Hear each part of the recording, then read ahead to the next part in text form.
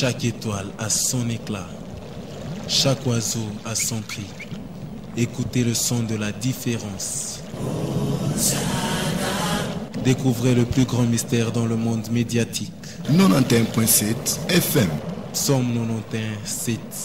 Hosanna, MCD Voice, la fréquence mystère, la fréquence mystère.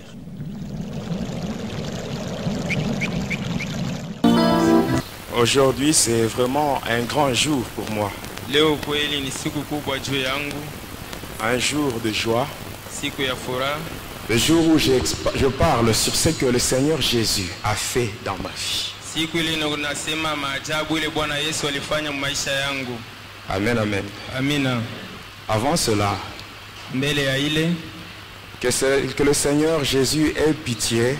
Que le Seigneur Jésus ait pitié. Bwana Yesu apate kuhurumia Les petits sorciers qui m'ont piégé le mercredi passé. balozi kidogo bale walinikombanisha siku ya tatu ile ilipita.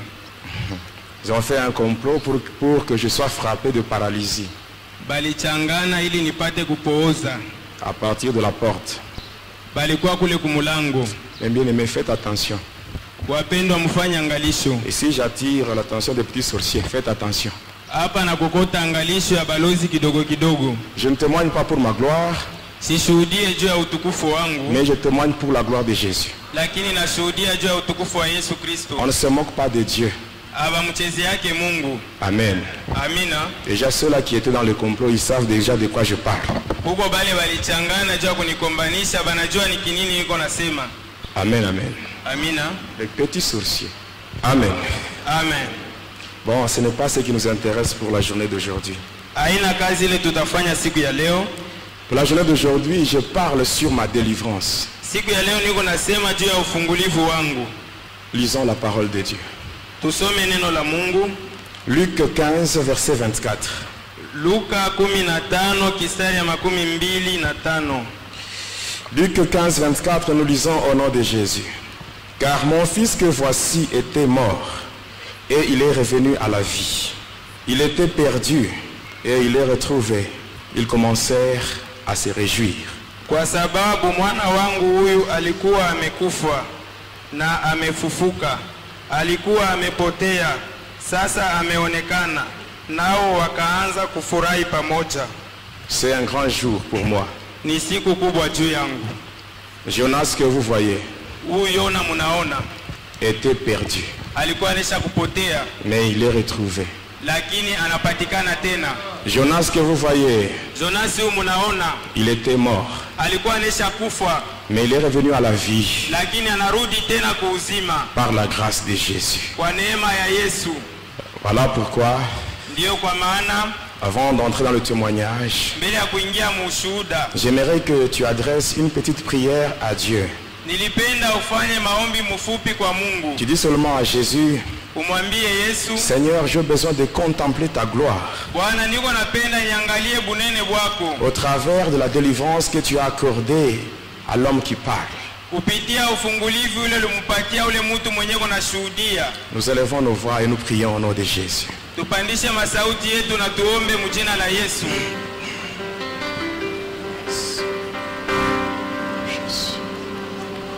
Éternel est Dieu,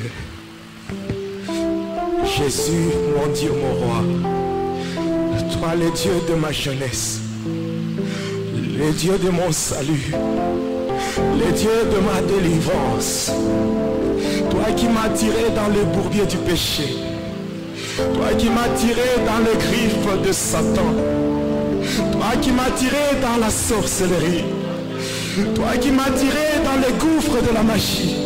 Qui est comme toi, Jésus? Qui est comme toi, mon Dieu? Qui est comme toi, Jésus? Qui est comme toi, Jésus? Jésus.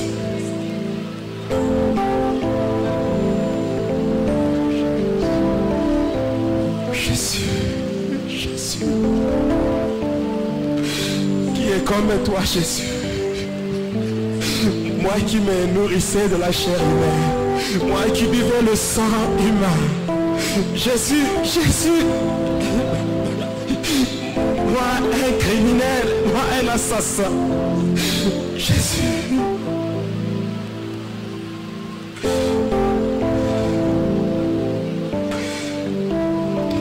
Jésus, merci.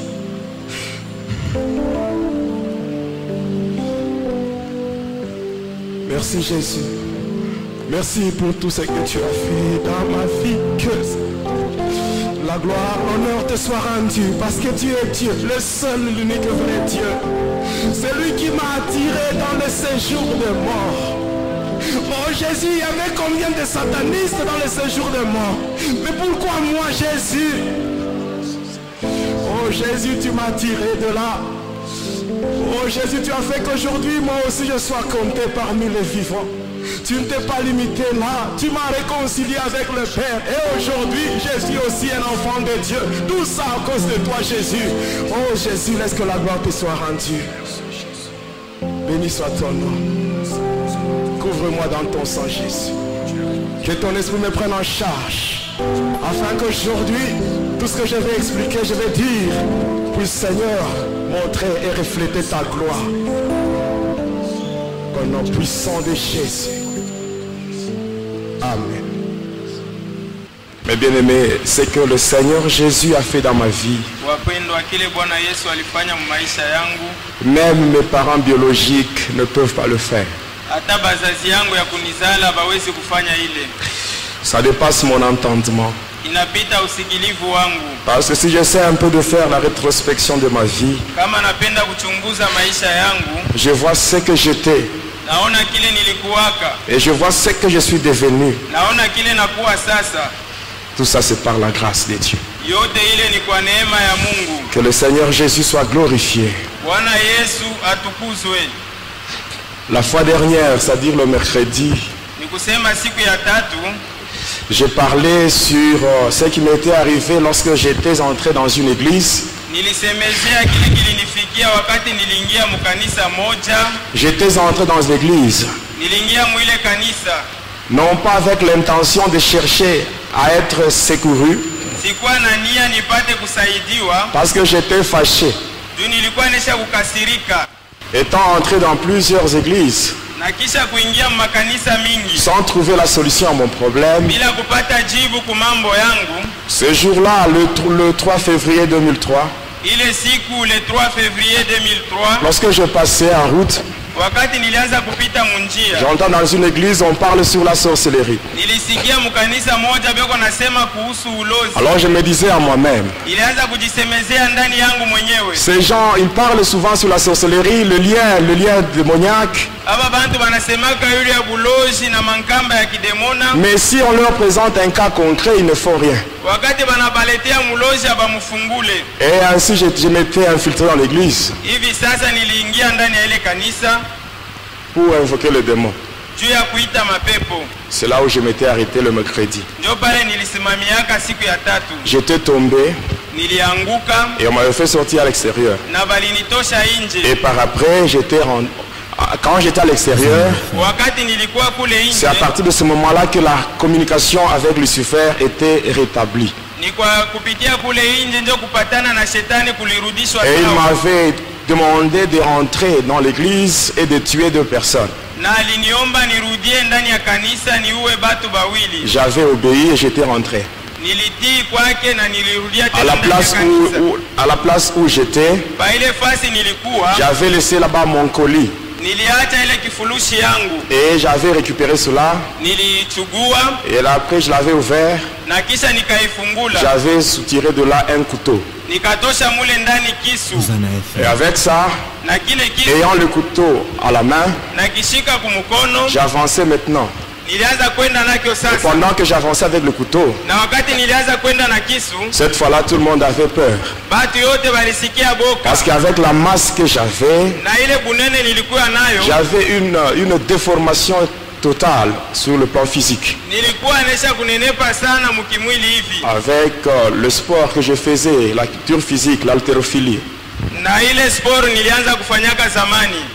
Alors, avec cette masse-là et le couteau,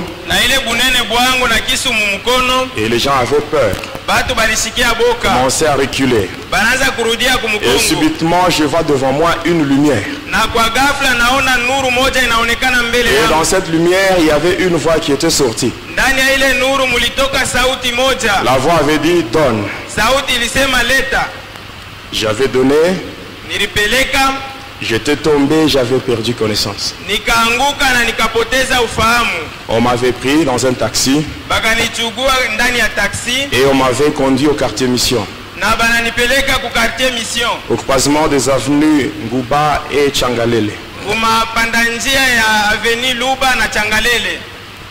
Étant là-bas, Mwenye kupatikana kule j'avais repris connaissance. nilirudisha sasa ufahamu. Nous étions dans une parcelle.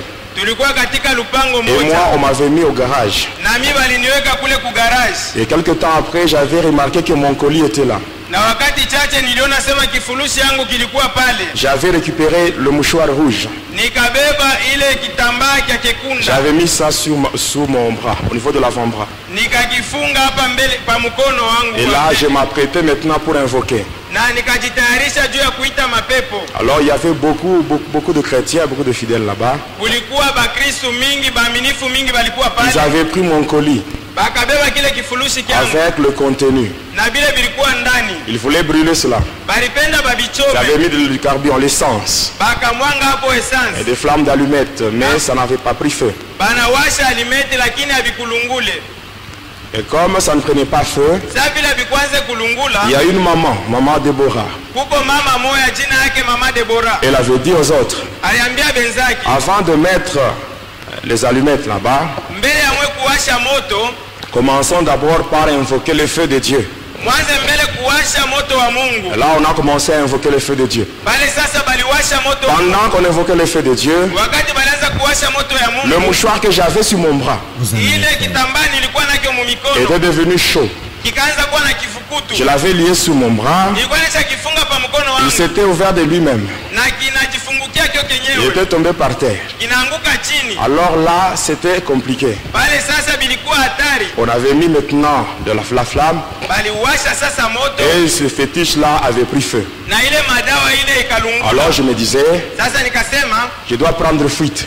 napasha sasa kukimbia. Je dois prendre fuite parce que ces gens risquent de me tuer. Nitakimbia juu babantu banatarika kuniua. Je regarde devant la barrière. Naangalia mbele ya Je bariere. vois de l'autre côté de la barrière. Naona ile ngambo nyingine ya Et là, bariere. j'avais vu maintenant les esprits du monde de ténèbres. Bale niliona sasa mapepo ya ulimwengu wa Ils giza. me demandaient de les rejoindre là-bas. Balianza kuniomba nipate kubakutanisha kule. Au lieu de venir dans la parcelle me récupérer, Hali yabo kuingia humu ndani ya parcelle kule ils me demandaient de les rejoindre. Bo wanapenda nitoke Et pour moi, le diable et ses démons, ils sont moins sérieux. Bale bademo abego bamiza. J'ai toujours dit, mes bien-aimés, Nasemaga hivi wapendwa. quand tu vas dans une mission avec le diable Wakati unaenda kutumika Avec kazi les ya démons. shetani na bapepo. et que les choses commencent à se compliquer, Na vitu vinaanza le kukurukia. diable et ses démons, ils prennent fuite. Shetani na mapepo Il te laisse yake seul. kimbia banakuacha peke Mais yako. quand tu vas avec Jésus, Wakati unaenda na quand Yesu, tu vas avec Jésus, wakati unaenda na Yesu, tu arrives là, unafika les choses se compliquent. vitu vinavuka. Mais Jésus va seulement te dire ceci,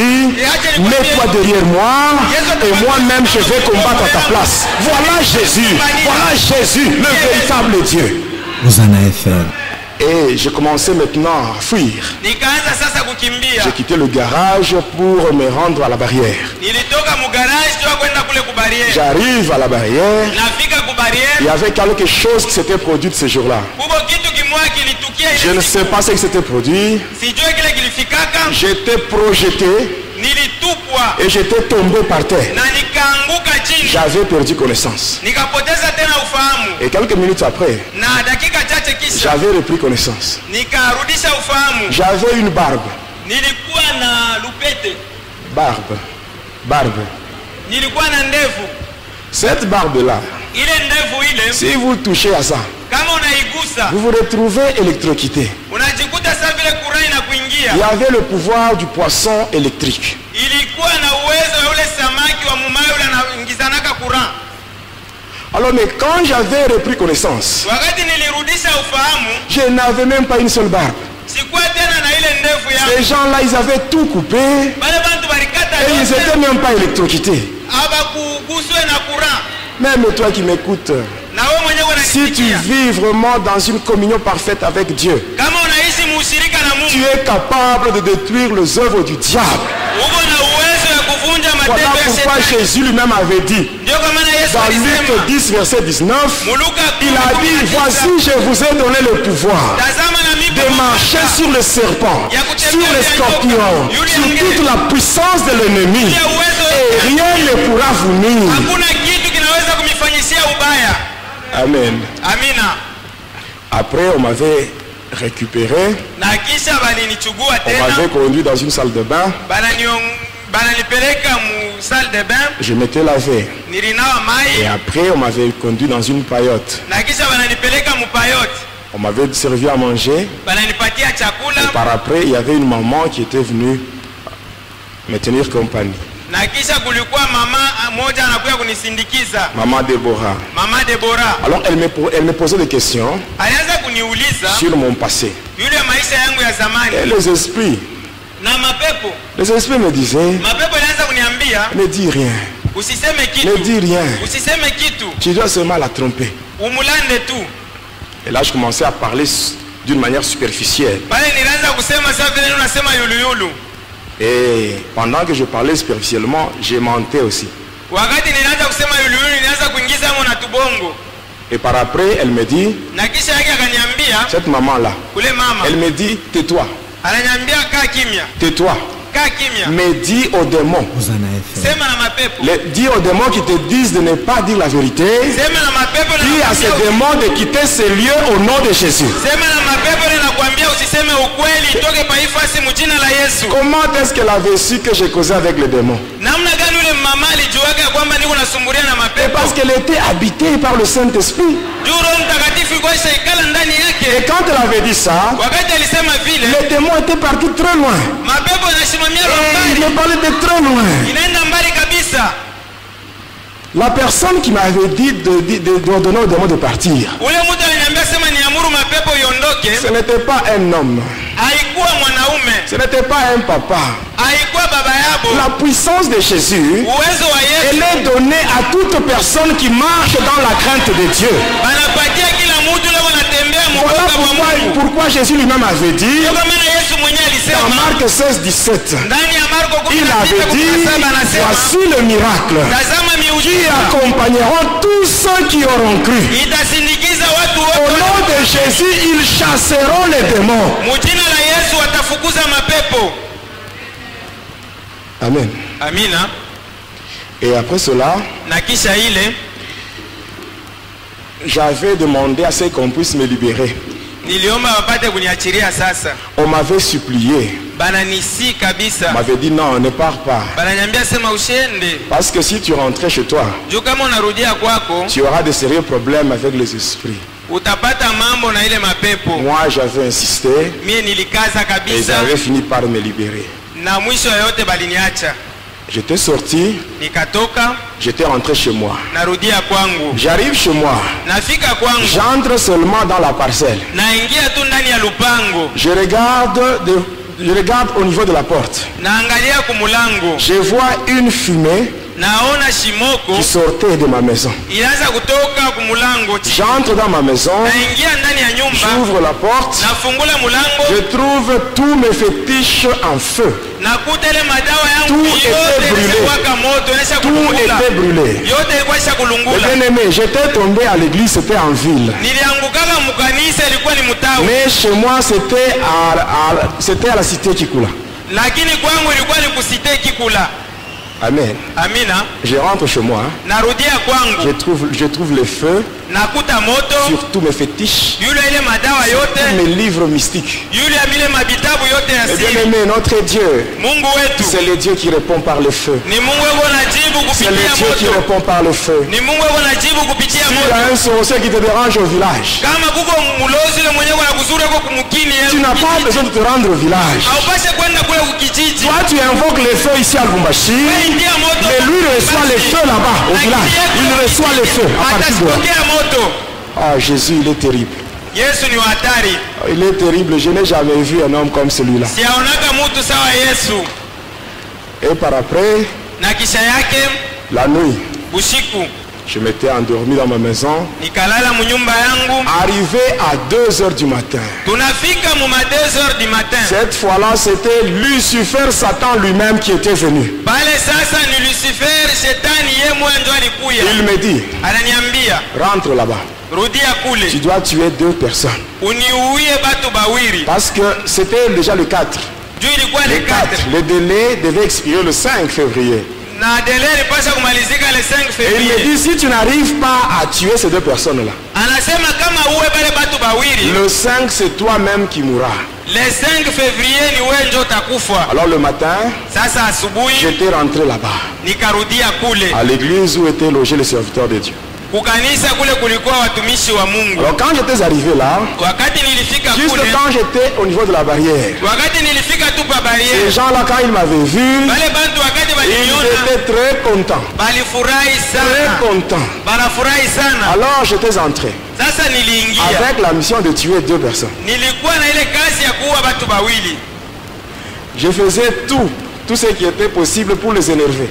Nilianza kufanya yote liliwezekana ili nipate Mais kubalenganisha, eux, ils me regardaient lakini bo banaanza kuniangalia avec joie, na furaha, malgré tout ce que je faisais. ingawa yote ile nilianza Ils ne kufanya, faisaient que manifester devant moi l'amour. bo banaanza kuonesha mbele yangu Et mapenzi. à cause de cet amour-là, Kwa ajili ya ile mapendo je n'avais pas su balinionyesha, les atteindre.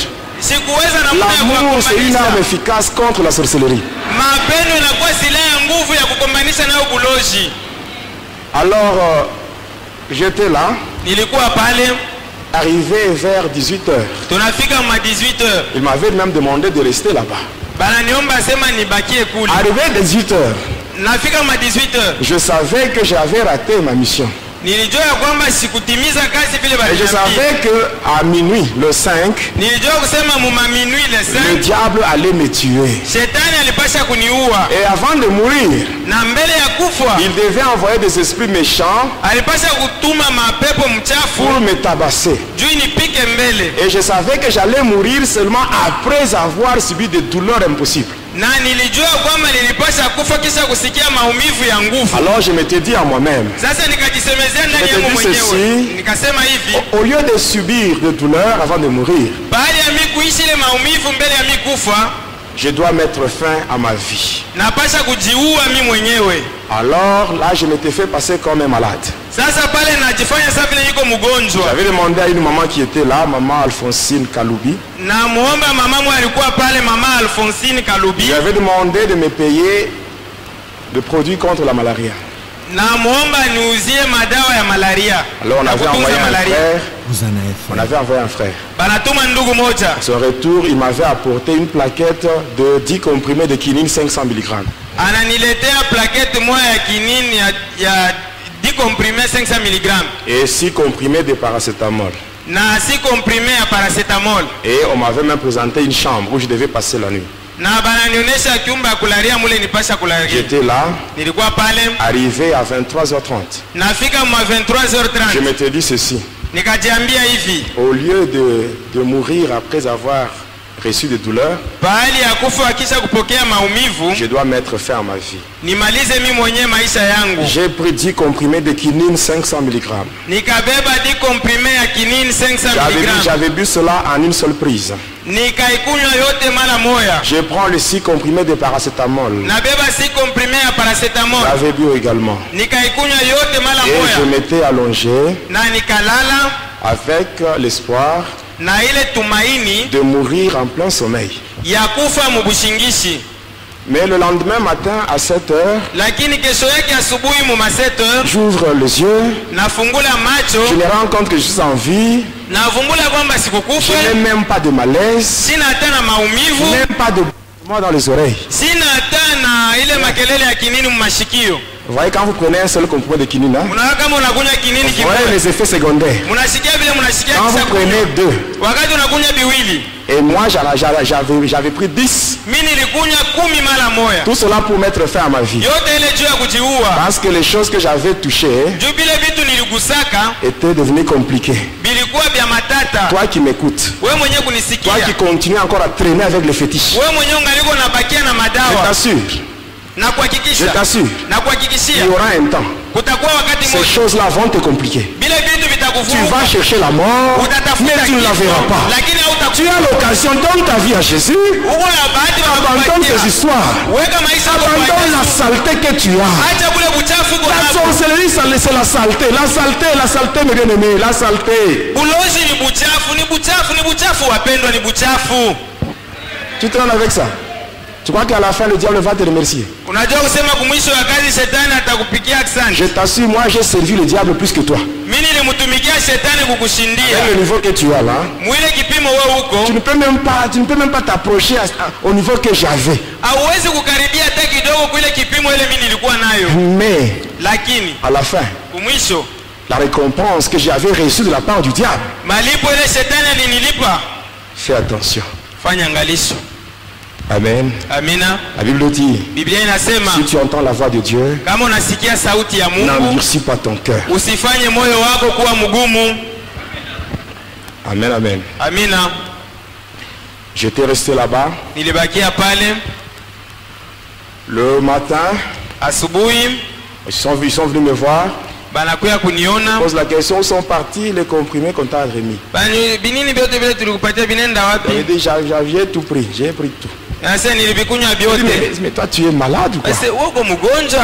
Mais tu n'es pas mort. Tu n'as même pas de vertige. Même pas des effets secondaires. Ils étaient aussi surpris. Alors pour m'aider à prendre la décision,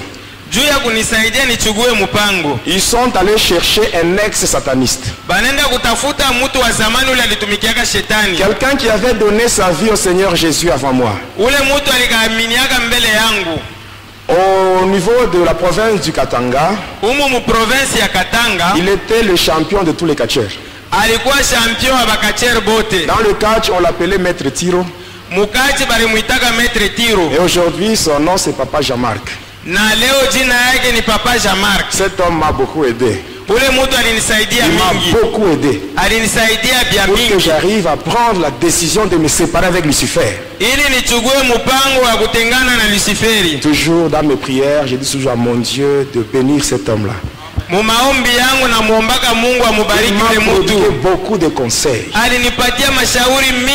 un papa qui m'a beaucoup aimé et il m'a soutenu dans ma conversion.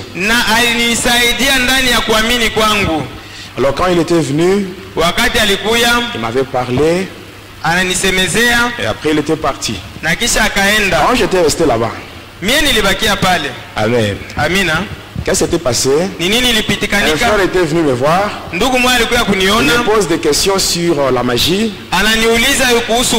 Et j'avais parlé superficiellement. Et il était parti. Mais ce que j'avais fait avait créé des problèmes.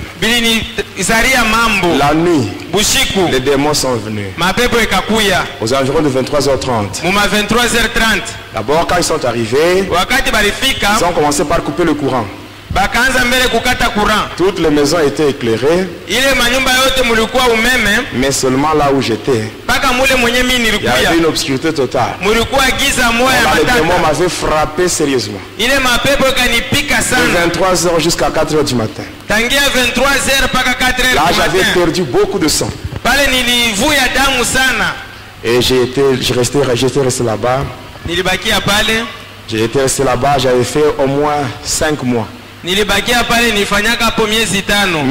dans les 5 mois là, je n'ai pas trouvé la délivrance. Amen. Il y a certains détails que je saute. Alors, avant de quitter cet endroit-là, qu'est-ce qui m'était arrivé? Un jour, on m'avait fait entrer en jeûne. J'étais en jeûne. Arrivé le 3e jour, j'avais vu une maman qui était venue avec une radiocassette. Elle avait mis dans la chambre où j'étais. Il y avait un cantique d'un frère. Un frère que j'aime bien. Ce frère-là s'appelle Denis Ngonde. Son album là, Nakanisi. C'est ce qui m'avait poussé à prendre la décision. Ndio ile ilifanya nipate kuchukua Je ne sais pas mpango. si vous avez déjà suivi cela attentivement. Sijui kama mnaisha kufuataka ile mwimbo na akili Vous yote connaissez la mnatupia hapo. profondeur de ce cantique-là. Mnafuata uketo wa ile mwimbo. Il dit, si je suis en vie, Anasema kama niko mzima, je ne dépasse en rien ceux qui sont morts. mimi sipite mkitu kubale banesha kufa. Et pendant que je suivais cela, Na wakati nilianza kufuata ile, comme s'il y avait une voix qui me disait, iko sasa sauti moja ilianza kunisubutisha si tu es en vie, kama uko mzima, tu ne dépasses en rien les satanistes et les magiciens qui sont morts. aupite mkitu batu ya kishetani na bauchawi bale banesha kufa. Et là, je me disais vraiment, je dois maintenant tout dire aux hommes de Dieu. Pale nikajisemezea sema nitasema biote kwa batumishi ya Mungu. Juste quand j'ai pris cette décision, Pale tu nilichukua ile mpango. oh, cette fois-là maintenant, c'était les sorciers de l'église qui commençaient maintenant à me combattre. Pale sasa ni balozi ba mukanisa ndio wanakuja kunikombanisha. Mais bien aimé, Bapendwa quand vous bangu. venez à l'église, ne croyez pas que c'est tout le monde qui vient chercher Dieu. Wakati Mungu anakuja ukanisa usiwazie kwamba ni batu yote wanakuja juu ya kutafuta Mungu. Quand tu viens à l'église, hein, Wakati unakuja ukanisa, tu dois vraiment te confier seulement dans le Seigneur. wewe ujiache tu mikono ya Bwana. Le salut est individuel. Okovu ni ya kila mtu palwake. Alors il m'avait combattu. Sasa walinikombanisha. Alors j'avais pris la décision de quitter Nilibeba mpango ya kutoka et de rentrer chez moi. na kurudia kwangu. Mais en quittant ce lieu, Na mkutoka pa ile fasi, on m'avait remis une Bible. bakanipatia Biblia. J'étais rentré à la cité avec la Bible. Nikarudia kwangu na ile Biblia. Étant arrivé à la maison, Nafika kunyumba, mon père, mes frères et sœurs, baba yangu, banduku yangu banaume na ceux qui banamuke m'avaient chassé, bale balinifukuzaka. quand ils m'avaient vu avec la Bible, Wakati baliniona na Biblia, ils croyaient que j'étais délivré. baliwazia kusema nesha kufunguliwa. Être enfant de Dieu, ce n'est pas avoir la Bible. Kuwa mtoto wa Mungu haina kutembea na Biblia. Être enfant de Dieu, c'est naître de nouveau. Kuwa mtoto wa Mungu ni kuzalika kipya.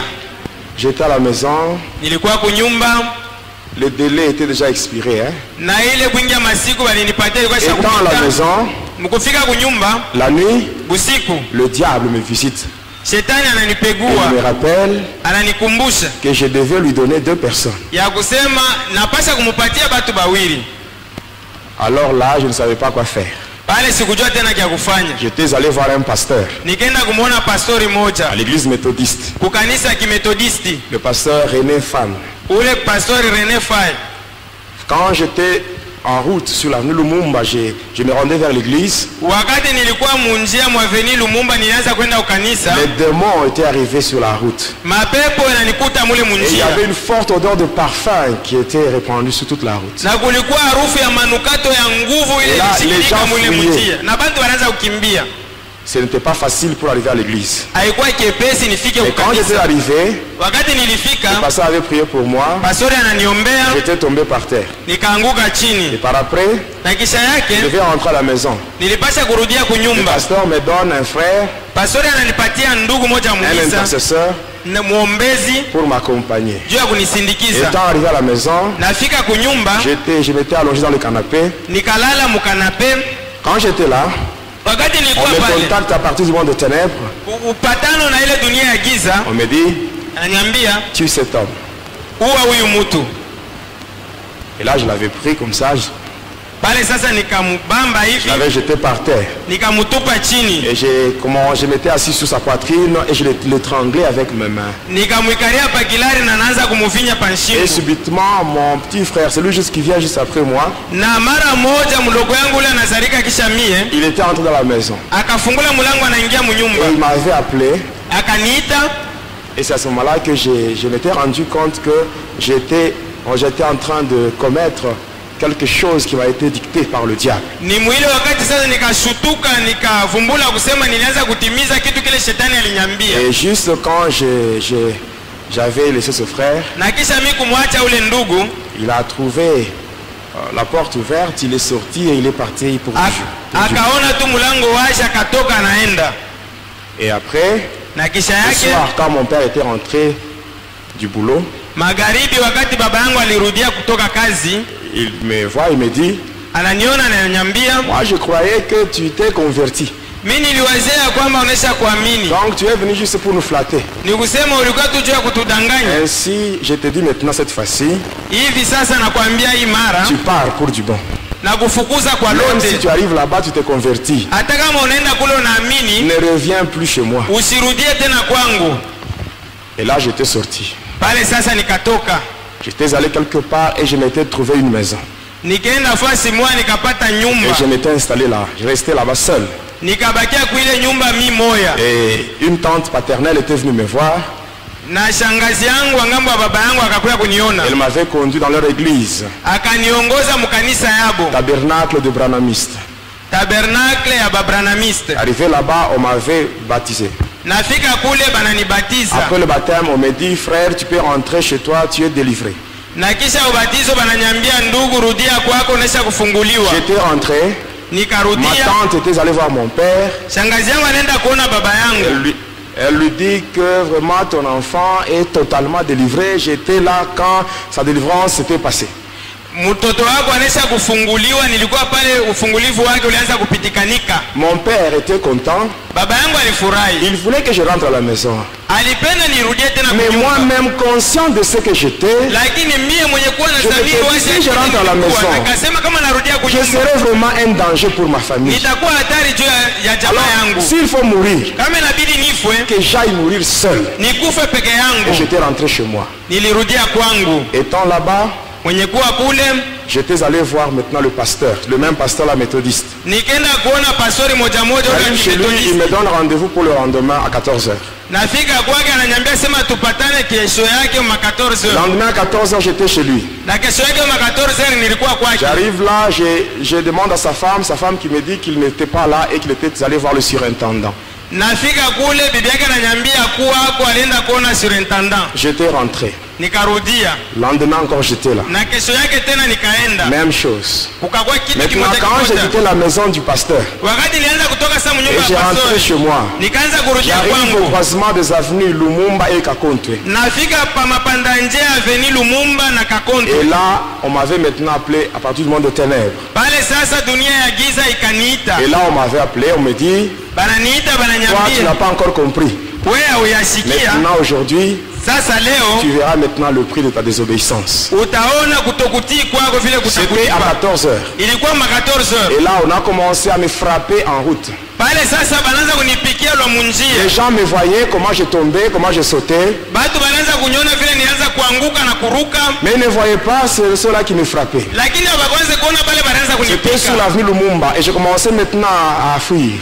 Ilikuwa ni mwaveni Lumumba, nikaanza kupiga mbio. J'arrive au niveau du terrain Binamé. Nafika mpa kiwanza Biname. Alors là, c'était insupportable. J'étais tombé là-bas et je m'étais allongé au sol. Pale sikuweza kuvumilia, nilianguka pale Et j'avais vu un nikadondoka. garçon, Nikaona kijana moja, je l'avais appelé, je nikamuita, l'avais envoyé chez mon frère. nikamutuma kwa banduku Il yangu. était parti, mais à son retour, il me dit, ton frère n'est pas là.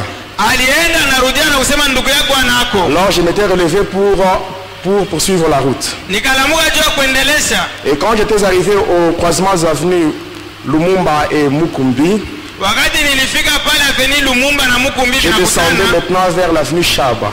nikaanza kushuka kwenda kwa Avenue Je Shaba. dépasse l'avenue Chaba, Napita Avenue Shaba, l'avenue Kapenda, Napita et avenue j'arrive Kapenda. au niveau de l'avenue des artisans. nafika kwa Avenue des Artisans. Et là, on m'avait maintenant envoyé un démon qui répond au nom de Saïdor.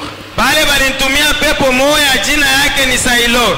Saïdor, c'est un démon que les satanistes utilisent pour provoquer les accidents de circulation. Saidor ni pepo ule ba sataniste beko natumikisha juu ya kuleta misiba Il mmanjia. a un marteau magique et ce Anekalaka na sando marteau, moya on ya l'utilise pour cogner le minibus et il y a des accidents. anekalaka na sando moya ya uchawi juu ya kupika tumadubai. Et on l'avait envoyé Balimutuma pour me frapper. juu ya kunipika. Le marteau qu'il utilise pour cogner le minibus, Na ile sando eko natumikisha juu ya c'est ce kupika minibus. on lui avait maintenant envoyé avec la mission de me cogner avec ce marteau-là. Balimutuma na kazi ya kunipika ile sando Et il ile. m'avait frappé à ce niveau.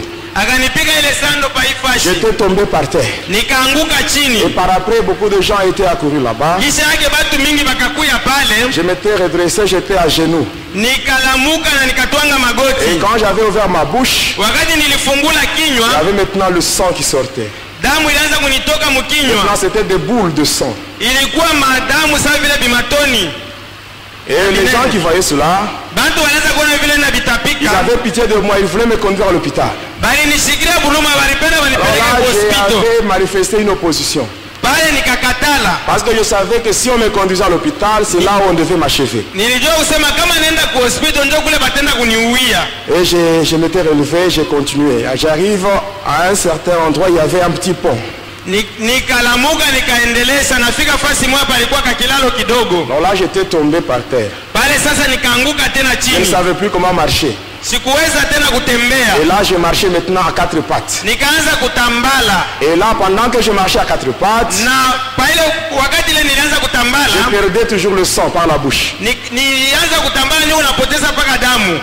Et après, j'avais un peu de renir et courage pour aller chez moi. Nikachugua hodari ya kusimama na Juste kwenda quand kwangu. j'étais arrivé à la porte, Wakati nilifika j'ouvre kumulango, la porte, j'entre. nafungula mulango naingia. Les démons m'attendaient déjà. Mapepo ilikuwa isha uningojea Et kule. là, on m'avait frappé sérieusement. Kule tena bakanipika tena. J'avais perdu beaucoup de sang. Nikavuya tena damu mingi. Et à la fin, on me dit, Na kisha yake bakanyambia, n'ose plus faire ça. usifanye tena hiki kitu. Mais tu dois maintenant réciter la prière de la salutation de Marie et la prière de notre Père 3 fois. Unapasha kusema maombi anakuamkia Maria na baba yetu aliye mbinguni mara 3. Et quand j'avais fait cela, j'étais resté chez moi. Wakati nilifanya ile maombi nikabakia kwangu. 2 jours plus tard, Masiku mbili j'étais kisha encore parti chez le même pasteur. nikaenda pale kwa pastori moja Cette moja. fois-là, c'était la nuit, Ile mara nilienda usiku à 19h. uma 19h. J'arrive chez lui, je frappe à la porte. Nafika kwake na konkola. Il y avait des gens qui parlaient à l'intérieur. Kulikuwa bantu wanaanza kuzungumza mule J'entendais même ndani. tout ce qu'ils disaient. Ninaanza kusikia na vile wanaanza Je frappe à la kusumulia. porte. Na konkola. Je frappe à la porte, Konkola. mais il n'y avait personne qui avait ouvert. Hakukuwa ule Et alinifungulia après mlango. cela, la pluie avait commencé. Na kisha ile mvula ikaanza Une kunyesha. forte pluie. Mvula moja ya nguvu. J'étais là, Nilikuwa pale. mouillé complètement. Nilikuwa nisha kulobana. Alors j'avais ramassé un petit caillou. Nikalokota kariwe Je kashiwe me kidogo. disais, si je Nikasema frappe avec la main, kama na konkola na ils ne mkono vont pas entendre à cause du bruit créé par la pluie. abatasikia kwa ajili ya Que je frappe makelele ya avec une mvula. pierre. Nikonkole na aka karibu. J'avais frappé Nikakonkola na jusqu'à karibu 22h mpaka ma 22h. sans réponse. Abakunijibu. Et j'ai sorti maintenant de la parcelle du pasteur Nikaanza kutoka sasa mulupango ya et pastori je rentrais maintenant. na nikaanza kurudia. Aux environs de 22h30. Muma 22h30 J'arrive toujours au croisement des avenues Lumumba et Kakonte. nafika pale Lumumba na Kakonte bila kutanishana. Et là vraiment, j'étais au bout. Pale nilifika kumwisho. Je m'étais mis à genoux. Nikatwanga magoti. Et là, j'ai pleuré. Na pale nikalia. Il y avait une forte pluie. Mvula ilikuwa inanyesha ya Et nguvu. là, je disais, Dieu, Nikasema Mungu, tue-moi. uniue. Tue-moi. Uniue. Parce que je cherche la délivrance, Juu natafuta kufunguliwa mais je ne la trouve pas. lakini sipate. Je n'ai pas cherché à être ce que je suis. Sikutafute kuwa hiki niko. Mais ce sont les gens animés d'une mauvaise foi qui m'ont introduit dans ces choses. Ni bantu ba makiri mubaya ndio wananiingisha mwivi Tout bitu. ça sans consulter ma volonté. Yote hii abakuuliza kutaka Et kwangu. comme je cherche la délivrance et que je ne la trouve pas, Wakati natafuta ufungulivu siipate. toi Dieu, je te demande de me tuer, j'en ai marre. Wewe Mungu nakuomba uniue, Et j'étais seul, ninachoka. j'ai pleuré seul. Nikaanza kulia peke yangu. Et je regardais maintenant dans le ciel, Nikatazama sasa et là j'avais mbinguni. vu les éclairs. Nikaona mwangaza. Et en moi-même, je me disais, mais Dieu va maintenant répondre à ma prière, Ndani yangu nikasema Mungu anafia kujibu kwa parce maombi que la yangu. foudre va bientôt tomber sur moi. Juu radi itanyangukia mwakati chache. Et quelque temps après, la foudre était tombée à une très grande distance de là où j'étais. Na wakati chache radi ikaangukia Lwambari. Je m'étais relevé et j'étais rentré chez moi, fatigué, découragé. Nikasimama na narudia kwangu nisha kuchoka. Et un jour, Na siku moja j'étais découragé nilikuwa nisha kupoteza kiasi, Je n'invoquais pas le diable. sikwanza tena kuita shetani, Je n'allais plus aux églises. sikwanza tena kwenda kumakanisa. Alors un jour, je m'étais rencontré avec un ami, le frère Jérôme. Siku moja nikakutanishana na rafiki yangu moja, ndugu Jerome. Il me dit, mon ami, pourquoi tu traînes encore avec tes histoires ici? Ananiambia, rafiki yangu, je nini ungaliko na kawia na bintu yako Je hivi? le regarde, Nikamwangalia, je lui dis ceci. namwambia hivi, L'argent que j'ai, ile makuta niko nayo, est-ce que toi tu peux en avoir? wewe unaweza kuwa nayo? Il me dit, Akaniambia, écoute-moi bien. unisikie Tel mzuri, que tu me vois, sasa hivi je unaniona, suis sentinelle à l'entreprise Sonepoel. Je suis sentinelle. niko sentinel kule kukanisa sa Epoe.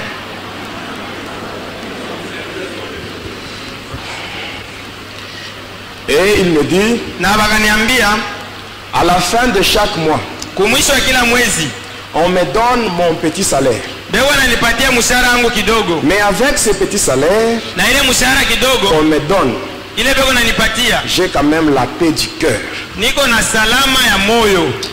Alors quand il avait dit paix du cœur, Wakati alisema salama ya moyo, ça m'avait beaucoup touché parce que c'est ça que moi je cherchais.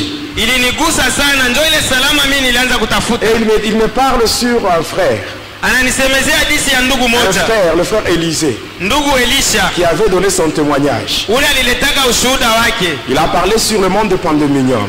Alisema yule ile dunia ya Alors moi, pandemia, sachant très bien que ce que le frère avait témoigné était la vérité, kile ule ndugu alishuhudia ilikuwa ukweli. moi j'étais là en train de le décourager en lui disant non, c'est faux tout ce qu'on a dit. Mimi nilikuwa pale niko nampoteza kiasi, namwambia ni vya bongo vile vyote vile wanasema. Alors moi je lui pose la question, Mimi namuuliza, je lui dis ceci, namwambia le frère là qui a témoigné, ule ndugu alishuhudia, est-ce qu'il est délivré? eske anaweza kufunguliwa? Il me dit oui, est-ce que quelqu'un peut témoigner sur les œuvres du diable s'il n'est pas délivré? Ananiambia ndio, mtu anaweza kushuhudia makazi ya shetani kama Alors moi je lui dis, asifunguliwe. il a été délivré où? Alifunguliwa wapi? Il me dit à Kambov. Ananiambia kukambovu. Alors en moi-même je me disais, Ndani yangu dès que je me nikajiambia, sépare avec ce frère, je rentre chez moi, je paie le transport, je vais à Kambov pour chercher ce pasteur-là. ni unarudia kwangu, nabeba makuta, nalipa transport, niende kukambovu nitafute ule pastori. Mais il me dit, non, ça ne vaut pas la peine. Ananiambia kusema Le pasteur là n'est plus à Kambov. ule pastori ana tena Mais kukambovu. il est ici à Likasi. Eko mu mulikasi, Alors il me donne son nom. ananipatia jina Oh, c'est yake. le même pasteur. Juu pastori moja moja Je me rendais chez lui, mais il n'était toujours pas là. nilianza kwenda kwake, lakini sikuanza kumkuta. Alors je dis, mais tu te moques de moi. Nasema unanichekelea. Il me dit, ça va. Comme ce pasteur-là, tu ne l'as pas vu. Sasa vile ule pastori haukumkute, Je te donne l'adresse de notre pasteur. nakupatia anwani ya pastori Il mwingine. voulait me donner le numéro du pasteur. Alipenda kunipatia namba ya simu ya C'était un pastori, numéro Vodacom. ilikuwa namba ya Vodacom. Il commence avec 081. Anaanza na 081. Mais au lieu de continuer, il me dit, non, je ne te donne pas son numéro. Baada ya kuendelea, anasema sitakupatia hii namba. Parce que si je donne ton numéro, Juu kama nakupatia hii namba, tu risques d'aller donner ça au diable pour compliquer le pasteur. unaweza kumpatia huyo shetani juu kwanza kumgombanisha pastori. Mais comme si tu as besoin vraiment de l'aide de ce pasteur-là, Kama unapenda huyo pastori akusaidie, pas seulement chez lui. uende tu Il kwake. m'avait donné l'adresse. Akanipatia J'étais anwani, rentré chez moi. nikarudia kwangu, J'étais rentré chez moi. nikarudia kwangu. C'était le 8 décembre Ilikuwa le 8 Desemba 2003. 2003.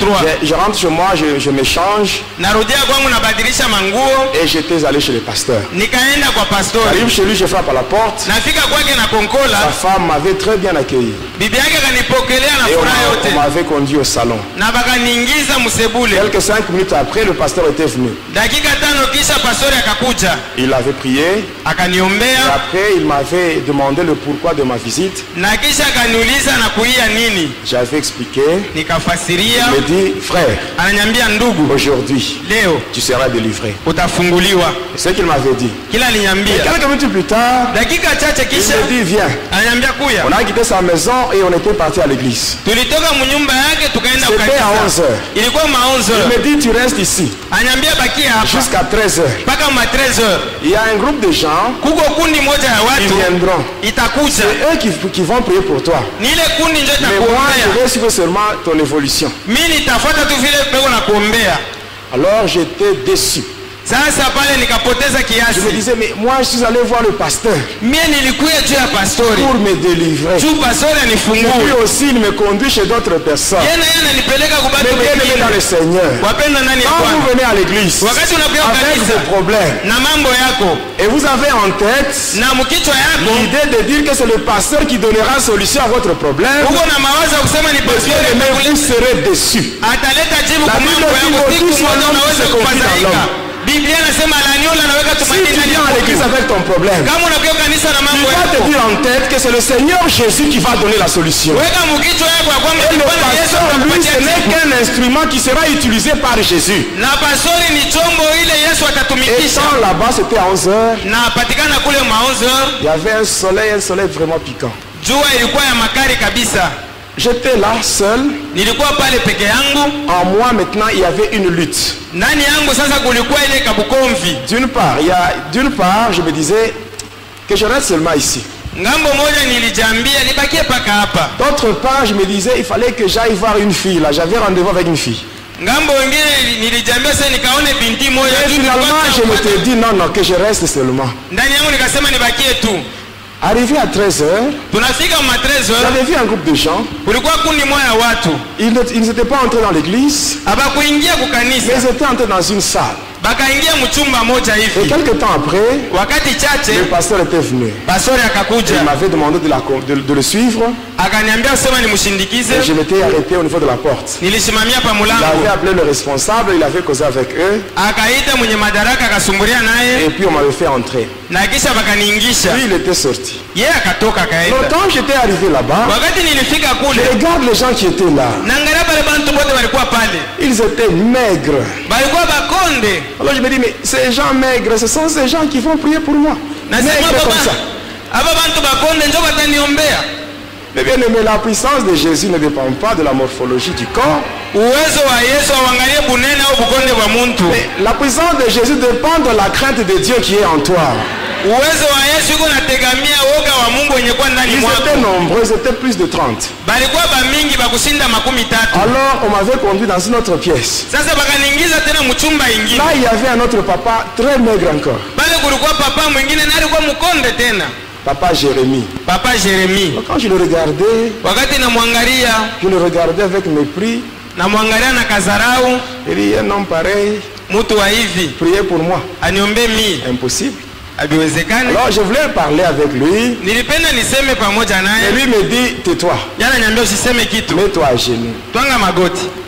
Il n'avait pas imposé sa main sur moi. Akunyeke yake Il mkono. a commencé seulement à prier. Akaanza tu Il n'y kuomba. avait même pas de pasteur là. Hakukuwa hata pastori C'était pale. seulement des intercesseurs seulement. Ilikuwa paka waombezi. Ils ont commencé à prier. Bakaanza kuomba. Et après, Na kisha yake les feux moto étaient descendus sur moi. ilishuka juu Les yangu. feux Moto commençaient maintenant à me brûler. ikaanza Alors kunilungusha. là, c'était devenu impossible. Pale sasa Alors je havikuwezekana. me disais Nikasema que j'envoie maintenant un démon. niite sasa pepo moya. Un démon volant qui était en moi. Pepo moya wa kuruga ule alikuwa ndani Je yangu. l'avais envoyé. Nikamtuma Et il était entré dans une sœur akaingia ndani ya dada moja parmi les pale intercesseurs. katikati ya waombezi. Quand tu n'es pas dans la crainte de Dieu, Wakati una ndani ya woga wa ne Mungu, t'hasarde pas de chasser les démons. usiende pale bantu beko La nafukuza sœur, mapepo. quand elle était touchée par ces démons, Ule dada wakati ule mpepo alimuingia elle était tombée par terre. akaanguka Elle chini avait perdu connaissance. akapoteza Pour ufahamu. moi, Juu yangu ce que j'avais fait, kile nilifanya, je me disais, Nilisema. lorsque la sœur va tomber, wakati ule dada tanguka, lorsqu'elle va tomber, wakati ataanguka, ces gens vont me laisser. abo bantu bataniacha Ils mimi. vont s'occuper de cette sœur. Batenda angalia mbele mambo ya ule Mais dada, à ma grande surprise, lakini kwa mshutuko au lieu de me laisser, hali ya ils kuniacha s'étaient divisés en deux groupes. bakakabulana vipande Un viwili, groupe s'occupait de la sœur kipande kimoja et kikamwendea l'autre ule groupe dada s'occupait de moi. na kingine kipande Alors les kikamwendea feux étaient mimi. devenus impossibles. Moto ikakuwa J'ouvre les yeux, Biblia nikafungula macho Je regarde par le mur. naangalia ukibumbashi, Même les murs là étaient transformés en flammes de feu. hata kile kibumbashi kilikuwa C'était kama impossible de sortir. ikakuwa sasa nguvu Mais itoke. les démons étaient de l'autre côté. Ils me demandaient de le rejoindre. Mapepo ilikuwa ile ngambo ingine ikanyambia nitoke nje, Et par après, j'étais tombé. J'avais perdu connaissance. na kisha yake nikaanguka nikapoteza ufahamu, Et quelques temps après, na dakika chache quand kisha j'étais maintenant revenu à moi-même, wakati kunirudisha akili. J'étais là, debout. Nilikuwa pale Bwima. Debout. Bwima. Et avec tous ces gens-là qui m'entouraient. Na bale bantu bote bakosha nizunguluka. Alors papa Jérémie s'était approché de moi. Papa Jérémie akanikaribia. Il me dit, frère, Akaniambia ndugu, comment t'appelles-tu? jina lako ni nani? Mais bien aimé, ce jour-là, j'avais oublié mon nom. Ile siku nilisahabu jina yangu. J'avais oublié mon nom. Nikasahabu jina Et là, je yangu. commence à dire, je m'appelle. Nikasema jina yangu ni. Je m'appelle. Jina yangu ni. J'avais oublié mon nom Nikasahabu jina yangu. ce jour-là. Ile siku. Et il me dit, Na akaniambia, Dieu dit ceci. Mungu anasema Ton hivi. nom à toi, Jina yako c'est Jonas. ni Jonas. C'est Jonas. Jonas. Le nom de Jonas que j'ai, Ile jina ya ce Jonas ne niko sont pas mes nayo. parents biologiques qui m'avaient donné ça. Haina bazazi yangu ndio Mais walinipanga c'est kayo. mon Père Céleste qui m'a donné le nom de Jonas. Lakini ni baba yangu wa mbinguni ndio alinipatia ile jina ya Jonas. Et après, Na kisha ils m'ont dit de revenir le lendemain. bananiambia nikuye kesho yake. J'étais rentré chez moi. Nikarudia kwangu. J'arrive chez moi. Nafika tu hivi kwa Les esprits étaient là. mapepo ilikuwa Ils pale. m'avaient frappé. Bakanipika. J'avais saigné Nikatoka damu par les narines, les oreilles, même la bouche. mumpua Une masikio oreille na était mkichwa. bouchée. Na masikio ikafunga. J'étais resté là. Nikabakia Je pale. disais, je n'irai jamais à l'église. Nikasema sitaendaka tena ukanisa. Maintenant, les gens là qui priaient pour moi, qui avaient prié pour moi, Bale bantu bale quand baliniombea. qu'ils avaient constaté que je ne venais pas, Wakati baliona sema et sikukuye. s'étaient arrangés pour me chercher. Bo banatoka kule banakuja Et kunitafuta. ils m'avaient trouvé. Na banapata pale nilikuya. Quand ils m'avaient retrouvé, Wakati wanapata pa nyumba yangu. amen, hein, Amina. on était parti avec eux à l'église. Tulienda nabo Ils kanisa. avaient prié pour moi. Bakaniombea. Et quand ils avaient prié pour moi, Na kisha j'étais kuniombea.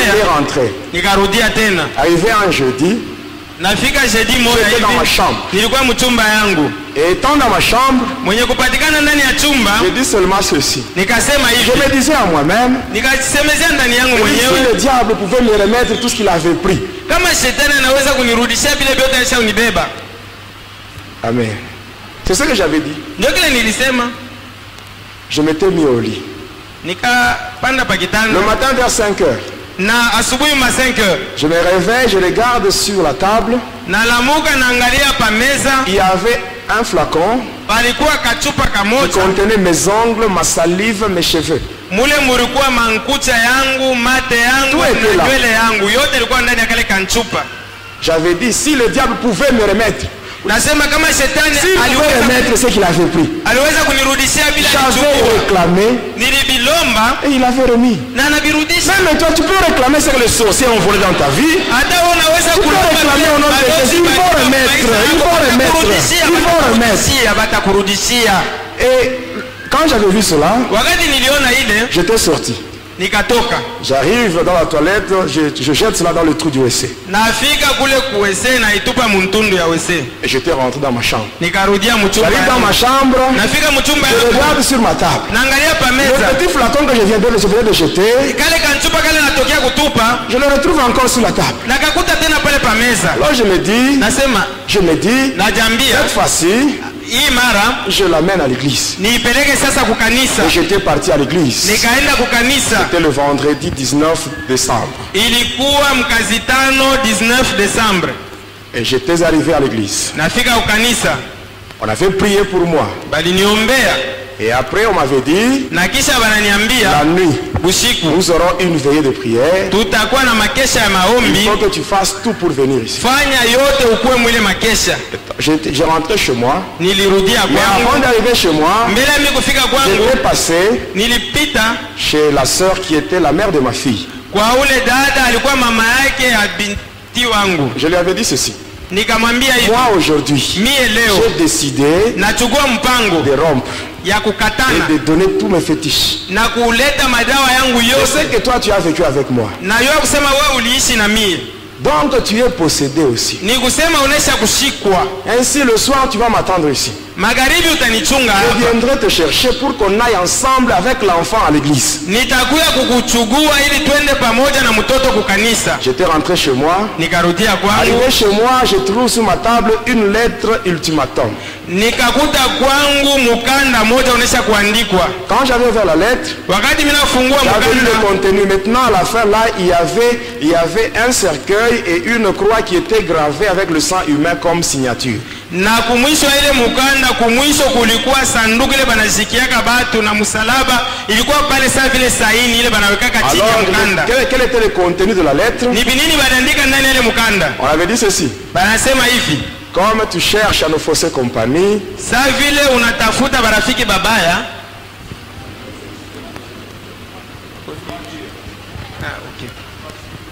saa vile unatafuta kutuachilia, sache qu'aujourd'hui, jua ya kwamba leo tu vas mourir utakufa à minuit. Tu mumaminui, vas mourir. utakufa.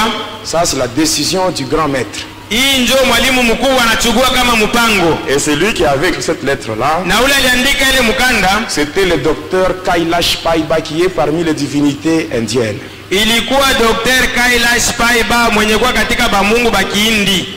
Alors j'avais pris la lettre Nilibeba ile mukanda et je m'étais dit, nikajiambia, s'il faut mourir, kama inabidi nikufe je vais mourir nitakufa, si le Seigneur Jésus lui-même le permet. kama Bwana Yesu anaruhusu J'ai pris la nikufe. lettre, Nabeba ile je mukanda l'avais déchirée naipasula et j'avais jeté. na nikaitupa, Je m'étais mis dans ma chambre au lit. nikalala pa kitanda yangu. Arrivé vers 19h, Inafika ma je 19h voulais maintenant me préparer pour aller à la veille de prière. nikapenda kujitayarisha La juu ya kwenda kumakesha ya maombi. compliqué. Pale ilikuwa matata kabisa. Dans ma chambre, il y avait une forte odeur de parfum. Ndani ya chumba yangu kulikuwa harufu mkubwa ya Je manukato. sentais des douleurs au niveau des articulations. Nikasikia maumivu kwa maunganio yote. Alors en moi, je me disais, Ndani yangu nikajisemezea, bon, ils ont dit que je vais mourir aujourd'hui. balisema nitakufa leo. Autant que je reste, Nibakie tu, que je meure ici, nikufie humu. parce qu'on a dit que je vais mourir aujourd'hui. Ndio balisema nitakufa leo. Mais par après, je me dis, Na kisha yake nikasema, si je mourais ici, kama nikakufia hapa, mon corps mwili wangu ne sera pas enterré. habataizika. Alors s'il faut mourir, Kama inapasha nikufe, que j'aille mourir à l'église. niende nikufie tu kukanisa. Ainsi, si je meurs à l'église, Kama nakufia kukanisa, ma famille pourra récupérer mon corps pour l'enterrer. jamaa yangu itabeba hata mwili wangu banenda kuizika. Alors là, j'étais sorti, Pale sasa Avant de nikatoka, sortir, mbele ya kutoka j'avais récupéré tous les livres mystiques, nikabeba ile mavitabu yote ya le fétiche qui uchawi, était resté, madawa yote j'avais mis ilipakia, le tout dans mon sac, nikaiweka yote msakoshi j'avais pris yangu, cela nikabeba et je l'ai rendu à l'église. nikaenda nayo ukanisa. Avant d'arriver à l'église, Mbele ya kufika je ukanisa, passe chez la sœur, je la prends avec l'enfant. nafika kwa ule dada na Et quand on mtoto était na en mtoto. route, Wakati tulikuwa munjia, On arrive à une petite distance là de l'église. tunafika mumametero kidogo mbele ya kufika ukanisa, Un esprit me dit, pepo moja ananiambia ne va pas à l'église. usiende ukanisa.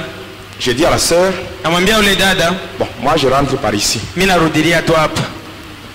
La sœur me dit, non, non. Dada anasema hapana, Toi tu m'as dit wewe ndio que nous devons aller uliniambia ensemble à l'église. akusema tutaenda pamoja ukanisa. Et j'ai dit ça à mes parents. Naambia ile bazazi yangu Et ils m'ont donné même la permission. na bana niruhusu niende Pourquoi toi kukanisa. tu veux me dire encore de rentrer? Wewe niambia hapa, sema wewe unapenda urudi. Alors je lui dis ceci. Namwambia hivi, Comme ça toi tu peux aller wewe unaweza kwenda avec l'enfant. na mtoto Et tu vas te présenter en mon nom. uende bakuombee pa fashi yangu Et là on priera pour toi. pale, sasa batakuombea Et wewe. moi je rentre. Mimi narudia tu. La fille me dit, Ule binti ananiambia s'il faut aller, kama inapasha niende nous devons aller ensemble. mpaka tuende pamoja.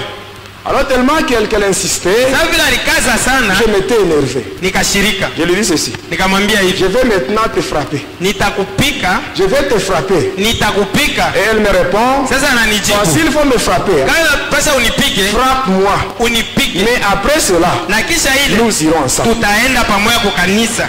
Hosanna FM. Quand tu cherches à amener quelqu'un au Seigneur, Wakati unapenda kutapeleka mtu kwa Bwana le Yesu, diable va te décourager. shetani atakupunguza Mais toi kiasi, vraiment, persévère toujours lakini wewe pour ukankamane amener cette personne-là au Seigneur. juu ya kupeleka ule mtu kwa Bwana. C'est cette sœur-là que le Seigneur avait utilisée Ni ule dada ule Bwana Mungu alitumikisha pour ma délivrance. juu ya ufungulivu wangu. Comme elle avait insisté, Sasa vile alikazisha, je m'étais dit, ça va, on part. nilisema twende, Et nous étions partis ensemble. tunaenda pamoja. Et la veillée en question, ce n'était pas dans l'église, mais c'était dans une salle de classe. Lakini ile makesha habakuifanyisha tena mkanisa, lakini balifanyisha masomo moya hivi. On était arrivé là. Tulienda Il y kule, avait beaucoup de gens. kulikuwa batu mingi, Beaucoup de gens. batu mingi. Les intercesseurs seulement. baombezi tu. Alors quand j'étais arrivé, Wakati nilifika j'avais présenté le sac qui contenait tous les fétiches et les livres mystiques. nilionesha ile sakosi mule mulikuwa madawa na vile vitabu ya J'avais maarifa. présenté la sœur ainsi que ma fille Nilimuonesha ule dada na ule binti wangu auprès de responsables. kubale benye Ils madaraka. étaient contents. Balifurahi kabisa Et par après, na kisha yake ils ont commencé à prier. bakaanza kuomba Et après, na kisha moi j'étais allé me mettre dans un coin. mimi nikaanza kuikala kukona moja. Étant là-bas, Mwenye kuikala les kule autres bengine s'étaient retirés au milieu de la salle. bakatoka mule mkatikati ya chumba. Moi j'étais dans un coin Mimi nilienda et kuikala eux étaient au kukona. milieu. Bo balikuwa pa katikati. Ils ont chanté. Banaimba Et par après, il y a un frère qui avait intervenu pour prêcher. na kisha kulikuwa ndugu mmoja alisimama juu ya kuhubiri. C'était le frère Jean-Baptiste Koulita. Ilikuwa ndugu Jean-Baptiste Kulita Et après lui, c'était le frère Paul Moutanti qui avait intervenu. na kisha yake kulikuwa ndugu Paul Mtantu ule na Et yeye après, alihubiri. il continuait maintenant la louange. Na kisha baliendelea na sifa. Arrivé à minuit, Tunafika katikati ya busiku. arrivé à minuit, Kufika katikati ya busiku ma respiration était devenue compliquée. kupumuzika kwangu kukaanza kukangala. Je n'arrivais plus à respirer par le narine. Sikuanza tena kupumuzikia kumantundu ya mpua. Et là, j'ai respiré par la bouche. Pale nikaanza kupumuzikia kukichwa. Et après, j'avais entendu des bruits de véhicules. Na kisha nikasikia makelele ya magari. Quand j'avais ouvert les yeux, Wakati nilifungula macho, ces yeux-là mystiques, ile macho ya maarifa, qu'est-ce qui s'était passé? ni nini ilipitikanika? J'avais vu 3 démons. Nikaona mapepo Ils mchafu étaient tatu. entrés juste là où j'étais dans le coin là. Banaingia bananifuata kule kukona Où kule je nilikuya. m'étais retiré seul. Kule nilienda kuikala peke yangu. Quand le diable veut te tuer, hein, Wakati shetani anapenda tu vas commencer kukuua, d'avoir part isolée. atakupeleka mbele pembeni Tu vas pa te wewe. rendre compte que tu ne seras plus régulier à l'église. Utavumbula kusema utaanza kuya Ça, masiku c'est yote une stratégie du kanisa. diable. Ile ni Il maufundi ya cherche à shetani. t'isoler pour bien t'achever. Ego natafuta akupeleke pembeni jua C'est ainsi kumaliza que tu mzuri. dois chercher à être régulier au culte. Unapasha kuya kila siku kuibada. Alors quand j'étais seul dans ce coin-là, Wakati nilikuwa peke yangu kule les kukona, 3 démons étaient là. ile mapepo mchafu ilifika Et qu'est-ce pale. qu'il m'avait dit? Inanyambia nini? Il m'avait dit que le grand maître, Inanyambia usema mwalimu mkuu Lucifer, Lucifer avait changé sa décision. anageuza mipango Il a yake. dit que toi, tu n'allais plus mourir. Anasema hautakufa tena, Mais à ta place, lakini pafasi yako tu dois donner tous ces gens qui sont ici. utowepo aba batu bote wenye kuwa humu ndani ya chumba. Et nous allons partir avec eux. Tutaenda pamoja nabo, C'est le prix à payer.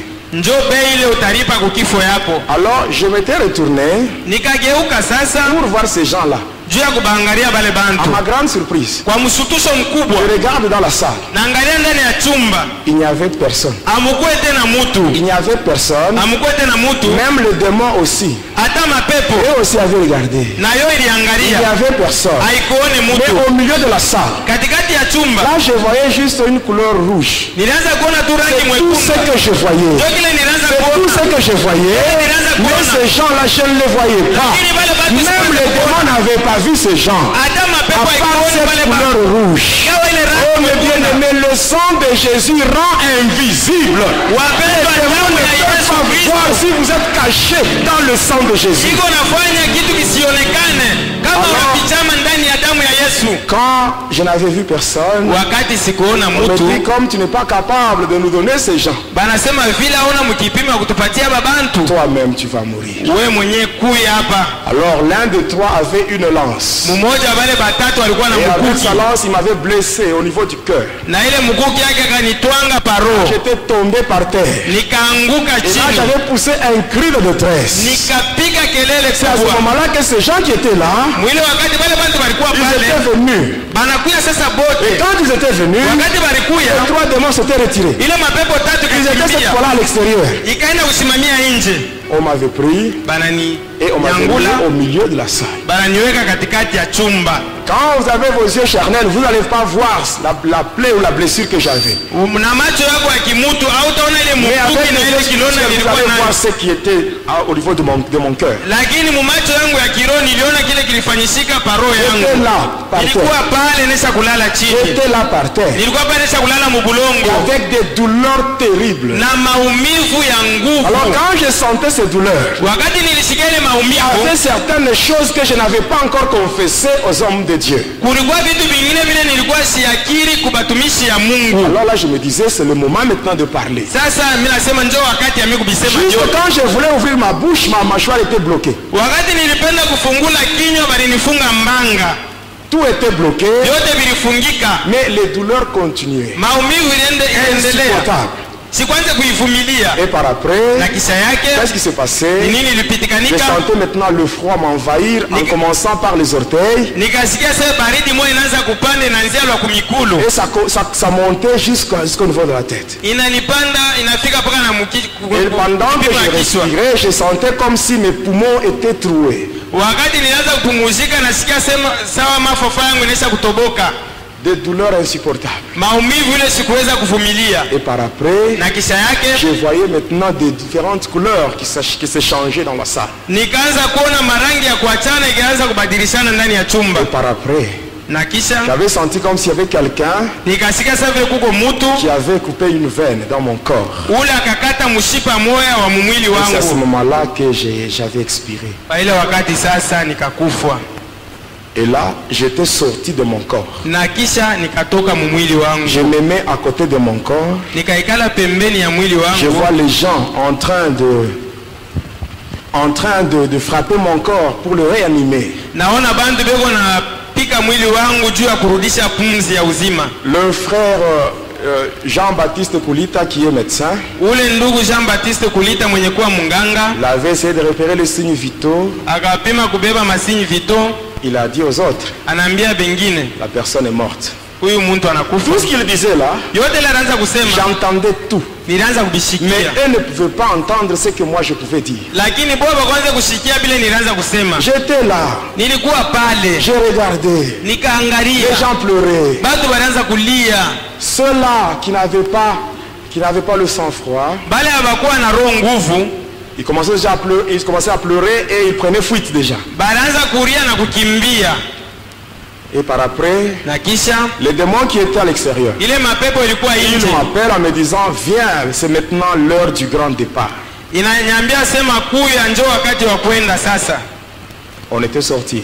Tukatoka nabo, On a quitté la parcelle. tukatoka mwile On lupango, est tombé sur l'avenue Kapenda, tukaingia mwaveni Kapenda, après l'avenue Kasongo Michel. tukaingia mwaveni Kasongo On descend, Michel, on tombe sur Lumumba. tunaingia mwaveni On Lumumba, descend avec Lumumba, on arrive à la bifurcation.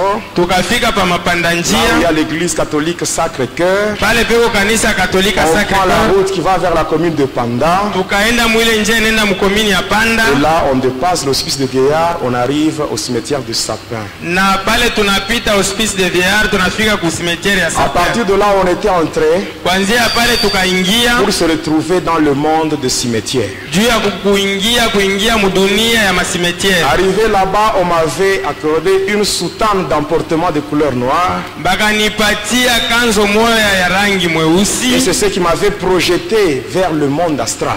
na ni ile liniingiza mu monde astral. Le monde astral n'est rien d'autre que l'endroit où vont tous ceux-là qui meurent dans le péché, c'est-à-dire loin de Jésus. Monde astral njo fasi ile batu bote bale banakufaka ndani ya zambi C'est là banaendaka, où on m'avait conduit. njo kule J'avais vu le balinipeleka, quartier esclave, nikaona ile quartier ya où vont tous batumwa les païens et les chrétiens hypocrites. mule munaenda bapagano na J'avais vu la bakristu bale bakafiki, fournaise où le diable jette les chrétiens qui ont déjà fait naufrage par rapport à la foi. pale shetani yeko natupa bakristu bale banaisha kupungukiwa muimani. Et par après, Na kisha yake on m'avait conduit bananiongoza dans le séjour de mort. ndani ya pahali pa Et bafu. avant de me conduire dans la cellule, Mbele ya kuingia ndani ya ile on chumba, m'avait conduit auprès de Lucifer Satan. bananipeleka mbele ya Luciferi shetani. Arrivé auprès du diable, Nafika mbele ya il y avait shetani, encore d'autres satanistes là. kulikuwa tena batu ya Et le kishetani diable avait pris pale, la parole en disant, na shetani akasema l'homme hivi, que vous voyez, huyu mtu munaona c'était mon serviteur. alikuwa mtumishi Il m'a wangu, servi pendant longtemps. ule kunitumikia wakati Mais mrefu. aujourd'hui, à cause de sa trahison, Leo kwa ajili ya vile ananikosea, il mérite la prison. anapaswa kuingia Et mgereza. que cela vous serve d'exemple. Ile ikuwe mfano Et kwenu. là, il avait déjà exigé les satanistes d'entrer en jeûne Na pale aliamuru bale bakishetani pour bafunge préparer les festivités de fin d'année, Noël et Nouvel An. juu ya kutayarisha makaramu ya mwisho ya mwaka Pendant Noeli ces na festivités-là, Bonana. Na wakati beaucoup de tulikuwa gens kule, arrivent facilement à trahir le Seigneur Jésus. batu mingi banafika kwa wepesi kumkosea Bwana Yesu. Par là, on m'avait donné 3 démons Pale sasa wakanipatia mapepo tatu, qui devaient me conduire dans ma cellule. ile ilipasha kunipeleka mpaka ndani ya Et chumba pendant yangu. qu'on me conduisait, Wakati balianza kwenda na mimi, j'avais vu des gens nikaona dans bantu des cellules ndani ya machumba avec des chaînes balikuwa banaisha kufungwa et minyororo un cadenas au niveau de la bouche. na banaisha kubafunga kadena Parmi pakinywa. ces gens-là, Katikati ya bale bantu j'avais vu le président Mobutu Sese Seko. nikaona presidenti J'avais Mobutu vu Sese beaucoup Seko, de gens nikaona batu mingi qui avaient servi le diable, bale balitumikiaka shetani, mais quand ils sont morts, lakini wakati balikufa, voilà la récompense que le diable leur avait accordée. ona malipo ile Toi, shetani tu kuna continues à t'amuser bachungia avec Satan. wewe mwenyewe unaendelea na kutumikia shetani. Et on m'avait conduit dans une cellule. Na bananiupeleka Et ndani ya avant chumba de me conduire moja, dans la cellule, mbele ya kuniingiza mwile chumba il y avait un trou. kulikuwa tundu Et moya là, il y avait le feu. na moto ilianza kutoka mwile Avec ces tundu, démons-là, na ile mapepo on avait contourné. tulienda pembeni ya ile tundu, Et après ce trou-là, na kisha ile on tundu m'avait fait entrer dans une cellule. bakaniingiza mchumba, On m'avait mis de chaînes, bananifunga en minyororo, commençant par le pied, banaanzia kuifunga kumikulu jusqu'à ce niveau, au niveau de la bouche, et un gros cadenas. na inafika kipimo ya kinywa banafunga kikufuri kinene. Une obscurité totale là. Kulikuwa giza moya ya matata Et c'est kule, là qu'on m'avait laissé. ni kule On baliniacha, m'avait mis là-bas. bananiweka kule Et tout était terminé pour moi. na yote ilimalizika juu Tout yangu, était fini. yote ilishia C'était pale, fini pour moi. kulimalizika juu yangu, Fini, fini, kumalizika fini. kabisa kabisa. Mais bien aimés, Lakini wapendwa wangu, comment est-ce que je peux vous expliquer ce qui m'était arrivé par après? namna gani itamifasiria kile nilinifikia baadaye? J'étais là, Nilikuwa pale, dans la cellule. nilikuwa ndani ya chumba, Mais subitement là, lakini kwa ghafla il y avait une lumière. kulikuwa nuru Une moja, forte lumière. nuru moja ya nguvu, Pas dans toutes les cellules, hapana mwile machumba ingine mais yote, seulement dans la cellule. lakini mpaka ndani ya ile chumba mule Vous nilipatikana. étiez sataniste comme moi, Ba mingi bale balikuwa bakishetani saa mie, mais pourquoi leur cellule n'était pas éclairée, mais seulement là où j'étais? juu ya nini machumba yabo haikuangaziwa mpaka chumba yangu ndio Mais iliangaziwa? tout cela, Yote ile parce wapendwa, qu'avant de mourir, mbele ya mie je kufa suis allé à l'église de Jésus. nilienda kufa Je kukanisa suis ya allé à Yesu, l'église de Jésus. nilienda kukanisa ya Les Yesu. autres là, ils sont morts dans leurs histoires, mais moi j'étais à l'église. Bengine balikufa mmakao Quel que soit yako, le lakini problème mie que tu peux nilienda avoir. kukanisa. Quel que Ingawa soit le mambo problème leo que tu unaweza peux kuwa nayo, avoir, va à l'église. uende Va kukanisa, à l'église. uende Va kukanisa, confesser tes péchés à l'église. uende ukiri zambi yako kukanisa. Et quand j'étais là, Na wakati nilikuwa pale, j'avais vu cette forte lumière. niliona ile nuru ya nguvu, Une forte lumière. nuru ya nguvu, Une forte lumière qui dépasse même la lumière du soleil. nuru ya nguvu inapita hata nguvu ya Une forte nuru ya lumière. jua. Nuru ya nguvu, Mes bien-aimés, wapendwa cette wangu, lumière, ile nuru elle était dans le monde. ilikuwa ndani ya dunia, Le monde ne l'a pas connu. Ne l'a pas connue. haikuijua. Cette lumière, elle est allée chez les siens. Ile nuru ilienda kubaki, Mais les siens ne l'ont pas reçue. lakini Ne bado l'ont pas hawakupokea accepté. ile nuru, Mais à tous ceux qui l'ont reçue lakini kubote wale walipokea et qui nuru croient en son nom, na banaamini kujina cette lake. lumière qui est Jésus Ile nuru yenye kuwa Yesu leur a donné le pouvoir de devenir enfants de Dieu. ilibapatia uwezo ya kuwa watoto wa Mungu. Mais bien aimé, j'avais vu cette lumière. Niliona ile nuru, Et dans cette lumière, na ndani ya nuru j'avais vu un homme niliona mtu mmoja anatokelea, mtu mmoja qui venait lentement alianza kuya et polepole sûrement. na hakikisho Il yote venait. alianza kuja. Cet homme-là, Ule mtu le ule, Dieu de ma délivrance, Mungu wa cet ufungulivu wangu, homme-là, ule mtu le ule, Seigneur Jésus, Bwana Yesu Kristo Il était là. alikuwa Dans pale le séjour de mort. pahali pabafu, Il n'avait même pas besoin de demander l'autorisation au diable. akulomba hata ruhusa kwa Parce que shetani. lui-même, il a les clés de la mort et les clés du séjour de mort. Juu yeye mwenyewe na mafungulo ya kifo na pahali pa kifo. Mais bien aimé, il venait. Alianza kuja, Cet homme venait. ule mtu alianza kunichofea, Mais ce qui me surprend, na ile linishutusha pendant qu'il venait, wakati alianza kuya, les démons qui m'avaient conduit là, ile mapepo iliniweka mule, je ne les avais pas vus. sikuione tena. Le diable lui-même n'était plus là. Shetani Les hakuweko, démons n'étaient plus là. pepo haikuweko, Tous ces gens n'étaient plus là. wale watu wote Oh, les hawakuweko. bien-aimés, Wapendwa tous wangu, ces démons n'étaient plus là. ile mapepo wote Ils avaient haikuweko. pris fuite. Balikimbia, Ils étaient, où est-ce qu'ils étaient? balikuya wapi? Même aujourd'hui, Hata leo toi Satan, où est-ce que tu étais ce jour-là? we shetani, Où est-ce que tu étais? Satan, tu étais où ce jour-là? ulikuya Ce wapi? jour-là, quand le Seigneur Jésus m'est délivré, toi tu étais où? Wakati Bwana Yesu alianza kunifungua, wewe ulikuya wapi shetani? Mais bien aimé, Wapendwa la wangu, Bible nous dit, Biblia inatuambia le diable, il est comme un lion. shetani yuko sawa Un simba, lion rugissant. simba ule uko na Oh, unguluma. mais bien aimé, le diable, c'est un lion. C'est un lion qui n'a pas de dents. Shetani ni simba, lakini simba ule wa maboleana na meno. Parce qu'il y a le véritable lion. Le lion de la tribu de Juda. Lui qui est Jésus. Quand il apparaît, le diable il est en fuite. Les démons sont dans une débandade. Ils sont dans une confusion totale. Ce jour-là, cet homme, il venait. Arrivé devant le trou qu'on avait contourné avec les démons. Anafikia pa ile nzimu ile tulizunguluka na mapepo. Parce qu'il y avait le feu là-bas. Juu kulikuwa moto ulianza kutoka mule chini. Cet homme, au lieu de contourner, Ule mtu pahali ya kwenda pembeni ya ile il nzimu, marchait sur le feu. akatembea yule ile Parce moto. que lui-même, il est un feu dévorant. Yeye mwenyewe ni moto ya Il a marché sur kuteketeza. le feu. Akatembea yule ya moto. Et quand il est arrivé où j'étais, Na wakati alifika pale nilikuya, il n'avait rien dit. asikuseme kitu, Il avait juste pointé son doigt comme ça. alinishonta tu na kidole. Les chaînes s'étaient brisées elles-mêmes. Minyololo Le yote cadenas tombé. Tout était brisé. Tout était brisé. Tout était brisé. Tout était tombé. Tout était tombé. Oh Jésus. Oh Yesu, Il m'a tendu sa main.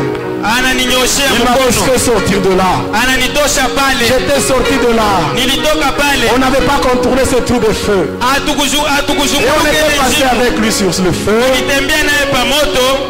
Mais bien aimé, quand nous étions passés, Wakati tulipita toujours là dans le séjour de mort, mpaka pale pahali ya nous babu, étions arrivés quelque part. tulifika fasi moja hivi, J'avais trouvé des cellules nilikuta machumba avec des gens qui avaient des chaînes et des cadenas. na bantu balikuwa na maminyororo Il na me makadena. dit, regarde ces gens. Ananiambia tazama baba, Je les regarde bien.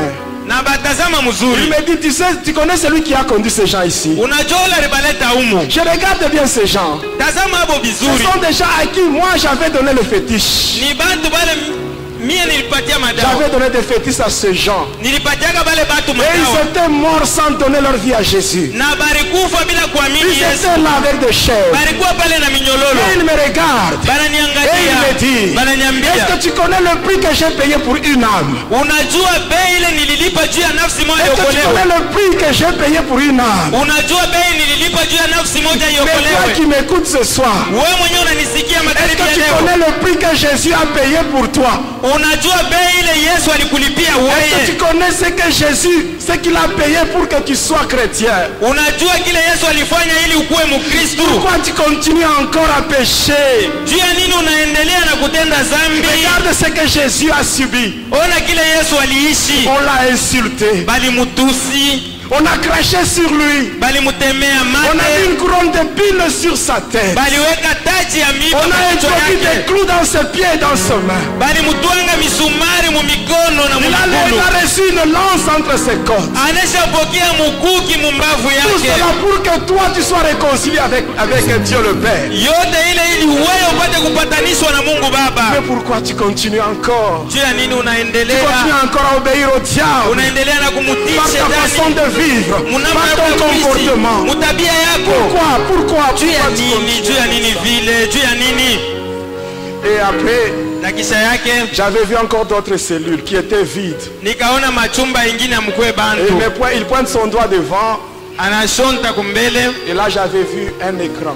na pale nikaona saa vile Et dans television cet écran, j'avais vu des gens ndani ya ile television nikaona qui bantu étaient vivants. bale walikuwa ai Il me dit, bananyambia regarde bien ces gens. tazama vizuri hapa Ce sont bantu des gens à qui j'avais remis des fétiches, ni bantu bale nilipatiaka madawa mais ils n'étaient pas encore morts. lakini balikuwa Il me dit, tu bayakufa as vu les cellules vides? akusema unaona ile machumba iko Les cellules wazi vides sont réservées pour ces gens. hii machumba iko wazi banabachungia Mais babantu toi, tu dois rentrer. lakini wewe unapaswa Pour dire à ces kurudia gens, juu ya kuambia babantu T'abandonner baache afin qu'ils ne puissent pas entrer dans ili ce basiingie ndani ya hii machumba Et par après, na kisha yake il m'a fait quitter ce lieu-là. akanitosha pa ile fasi On est arrivé à un autre endroit. tunafika pa fasi ingine Un endroit que même le diable, Lucifer, n'a jamais vu. fasi ile hata Luciferi shetani ayaonaka Il me dit, tu vois là, ananiambia unaona kule c'est ça l'enfer. pale njo gehena C'est l'enfer. ni gehena Réservé pour le diable. inachungiwa juu ya shetani Les anges rebelles yulu ya ba malaika batomboshi et toute personne na mutu wote qui se trouve dans la liste de Apocalypse 21, verset 8. ula anajikuta ndani ya daftari ya Ufunuo 21 kistari yake ya 8 Et par après, na kisha yake j'étais avec lui. nilikuwa pamoja naye C'est comme si on montait. iko saa vile tulianza kupanda Et on arrive à un endroit. tunafika pa fasi moja Subitement, je me retrouve kwa ghafla najikuta avec mes pieds. nisha kushimama Je commence à marcher naanza kutembea sur une route en or. pa njia moya ya Une dhahabu route en or. njia ya dhahabu C'est que je n'ai jamais vu chez le diable. ile siyaonaka kwa J'ai vu shetani ça. niliiona mie Et je voyais des murs comme si c'était des murs en verre. nikaona maukuta sawa vile maukuta ya Et de makalashi loin, je voyais des gens habillés en blanc. na mbali zaidi nikaona watu wanesha kuvala Et byeupe après, cet homme-là, je l'avais perdu. na kisha ule mutu akanipotea Et quelque temps après, il revient. kisha yake anarudia Il tena me dit, viens. ananyambia kuja Viens. kuja Et arrivé à un endroit, tunafika pafasi moja il me hivi dit, regarde là-bas. anasema tazama kule Regarde là-bas. tazama Et kule quand j'avais regardé, wakati nilitazama j'avais vu une très belle ville. nikaona muji mzuri Une très belle kabisa ville qui dépasse de loin ce que j'ai vu chez Satan. muji mzuri inapita mbali zaidi ile Et il niliona kwa me shetani dit, ça c'est l'endroit ananiambia ile que j'ai nafasi, déjà préparé ile nesha kutayarisha pour tous ceux-là qui me servent. juu ya yeyote ule uko Pour tous ceux-là qui me unanitumikia servent. juu ya yeyote ule uko Cet unanitumikia endroit-là, ile fasi c'est ce ile que j'ai prévu pour eux. ndio ile niliwatayarishia Et par après, na kisha il yake me dit, viens. ananyambia kuja Pendant qu'on était avec lui, na wakati tulikuwa Il pamoja me naye dit, ananyambia c'est moi ni mie qui était venu ule alikuja au travers du feu kupitia ile moto pour te montrer juu ya que ma kukuonesha puissance ya kwamba uwezo était wangu au-dessus iko juu de la puissance de celui que tu servais. ya uwezo ya ule ulianza kutumikia. C'est ta dernière chance. Ni bahati yako ya mwisho.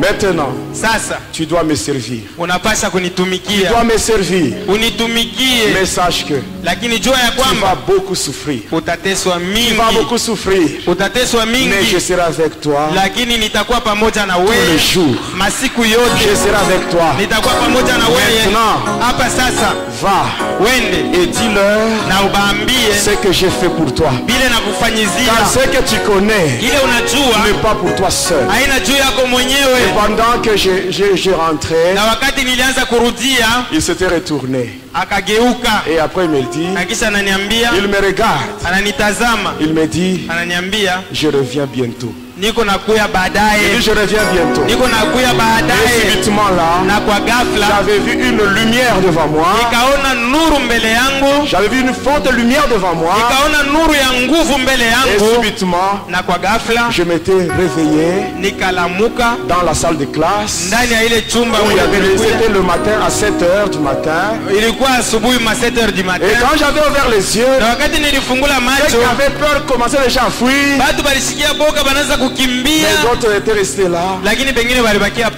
pale. commencé maintenant à leur parler sur ce que j'avais vu. Nikaanza kubafasiria yule Là, on kile avait niliona. glorifié le Seigneur. Pale balitukuza jina la Et par Bwana. après, le Seigneur m'avait aidé. J'étais allé voir Nikaenda kuona les gens à qui j'avais remis des fétiches. bale batu wale nilipelekeaka madawa, Ils avaient accepté. baliitika Et tous, na bote je les avais conduits à l'église. Et eux nilibaongoza aussi kukanisa na étaient bao délivrés ensemble avec moi. balifunguliwa pamoja na Oh, mes mie. bien-aimés, Wapendwa wangu, le mot me manque pour exprimer ma gratitude vis-à-vis de Jésus.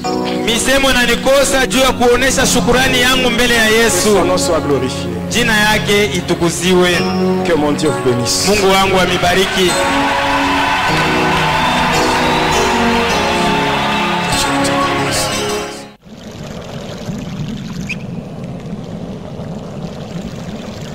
Chaque étoile a son éclat, chaque oiseau a son cri.